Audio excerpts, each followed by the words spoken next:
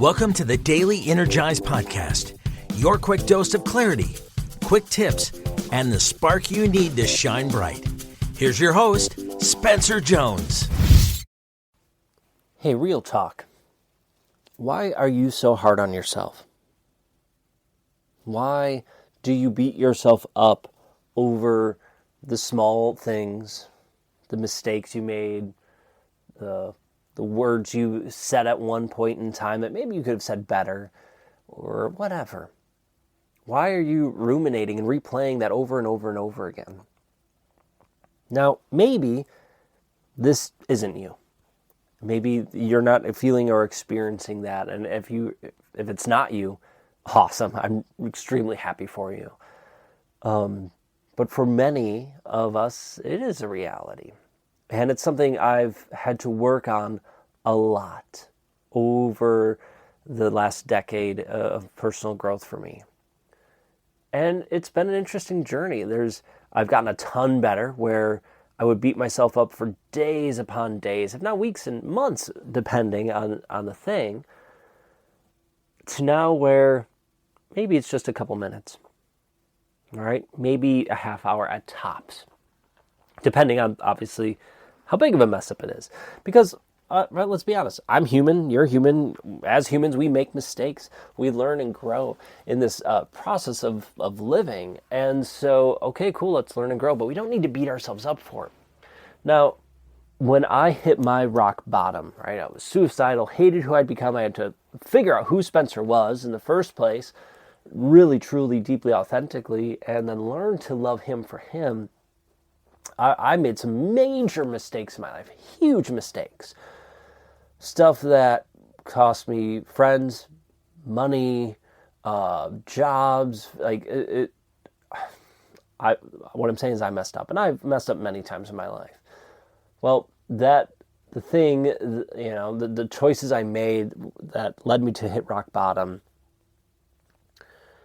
made me feel guilty. Well, I should say I felt guilty over those choices I made, a lot of shame, and I would beat myself up. Even though I was doing personal growth for a couple of years at that point, I didn't know who I was at that point. A lot of the work I was doing was more surface level work, and some of it was really good and helpful, but I didn't necessarily take it down deep into my heart as much as I could have. And so once I hit rock bottom, I could. I know I've shared this story before, but one of the things that was really hard for me is I would beat myself up. And I would just beat myself up over and over and over again about those mistakes. Big mistakes. And those took years for me it took months for me not to constantly beat myself up over it. And then to be okay with it, to live with it. And then a couple months with that, and then probably 2 years or so, 2 or 3 years after hitting rock bottom, I think it was 3 years, I actually, honest to God, felt like, oh, hold on, I'm grateful for it. I felt a moment of actually being grateful for the stupid choices I made. And it was for 10 seconds. And then that was amazing. And then it didn't happen again. Then the next day it happened again for like 20 seconds, and then it was gone.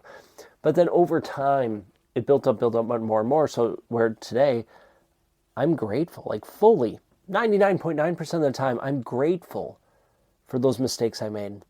While I wish I didn't hurt the people I hurt, and didn't, that I'm just sad for the hurt I've caused in others, I wouldn't be the person I am today without it. So I'm grateful for that. I'm grateful for the lessons I've learned through that. And that's such a beautiful thing to have, to offer, to learn from. And so there were times when the past would come back and I would beat myself up over it. And I would beat myself up over it again. And the farther away I was from it, the more I healed, the less it came back. And when it did, it was less of a nuisance.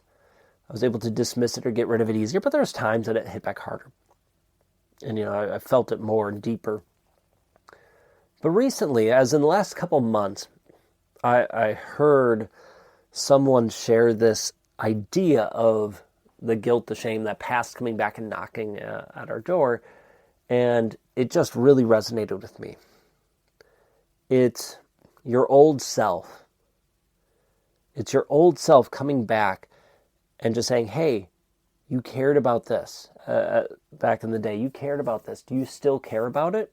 Or are you good? Are you're going to move on? Because I'm just here to remind you, right? You cared about this at one time, and just making sure. Do you still care? And it just shifted how I look at it into, instead of beating myself up like, why are you back again? To going, hey, thank you for bringing this up. I appreciate it, but we're good. Thank you. And then I dismiss it. Nope, we're going with this way. No, we're not doing that anymore. Thank you, but no thanks. And it has allowed me to give more compassion to myself, to my previous versions of me, to my previous identities, to just life. Because we all have skeletons in our closet. We all have those things that can come back and haunt us. But if we can offer some love and compassion and learn and grow from those things, and when they come back to try to haunt us, quote unquote, those ghosts come back, we can go, nope, thank you for reminding me, but no, we're good. We're going this direction. I appreciate the reinforcement that this is where we're going, but we're good. Thanks. Goodbye. And move forward. It's been such a beautiful change for me, and I hope that that little reframe can help you. Give yourself love and grace. Give yourself some love and joy to the previous versions of you who are just doing what they were taught to do to remind you. And go, nope, we're good, guys. Thank you so much. All right. That's all I got for you today. Thank you for being here. I hope that helps. Go have an amazing day, and I'll catch you in the next episode. So until then, I'll catch you later.